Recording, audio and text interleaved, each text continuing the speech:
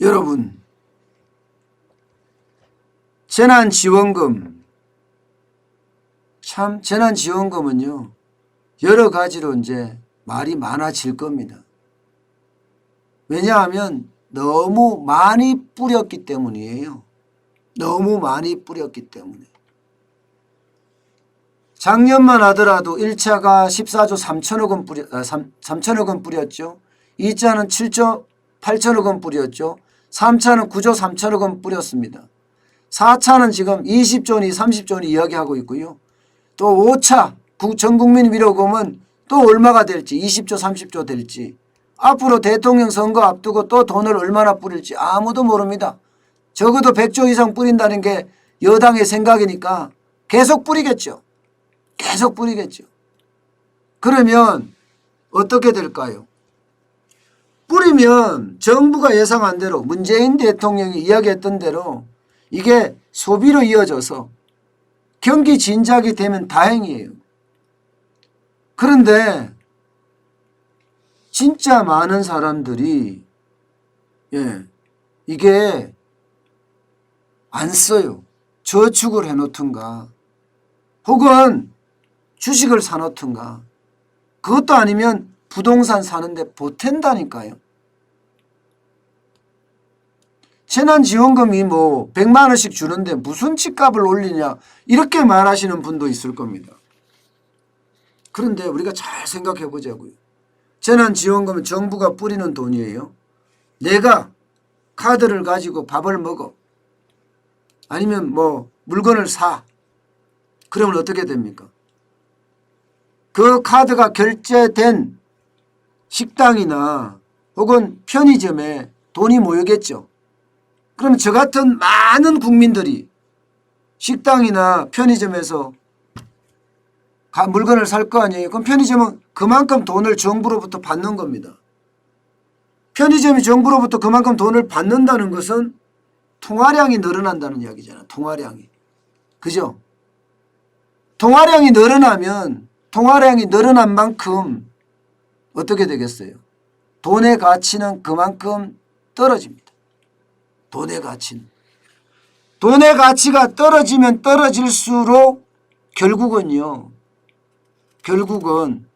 자산의 거품이 올 수밖에 없어요.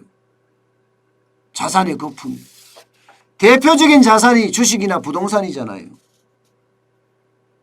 그러니 주식시장은 지금 뭐 3,100을 가니 여기서 3,500을 가니 그야말로 난리를 치고 있잖아요. 예. 또한 부동산은 어떻습니까? 문재인 정부 와서 2배 올랐느니 심지어는 1.5배 올랐다고 이야기할 정도로 굉장히 많은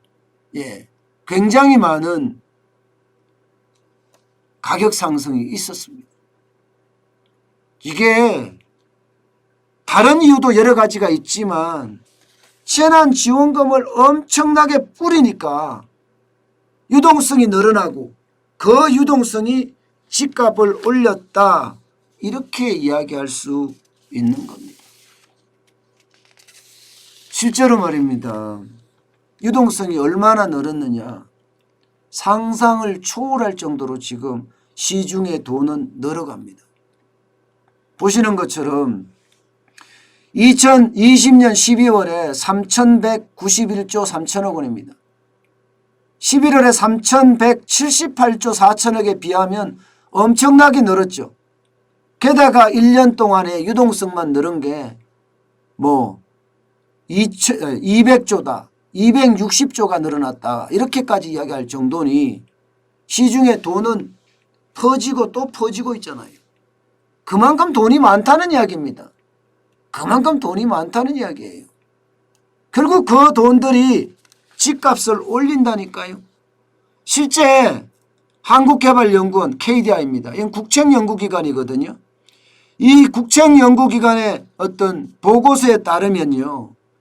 통화량이 1% 증가할 때마다 집은 주택가격은 1년에 걸쳐서 0.9% 정도 상승하는 효과가 있다. 이런 이야기를 합니다. 결국은 넓은 의미에서 보면 통화량을 늘리니까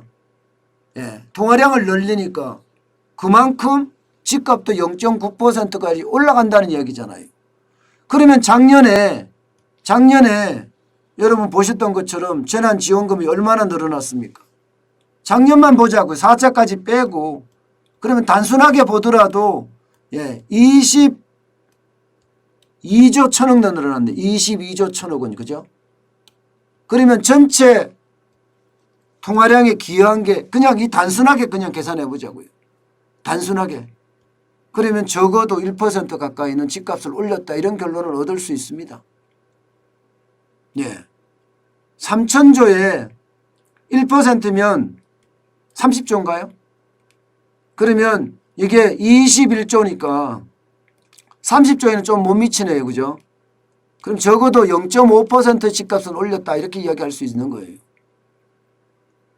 이게 뭐 연구 보고서에서 그렇게 나오니까 말입니다. 결국은요, 넓은 시야에서 보면 정부가 계속 돈을 뿌려대잖아요. 원래는 뭐 100조 뿌린다 그러면요, 집값은 더 올라갈 수밖에 없다.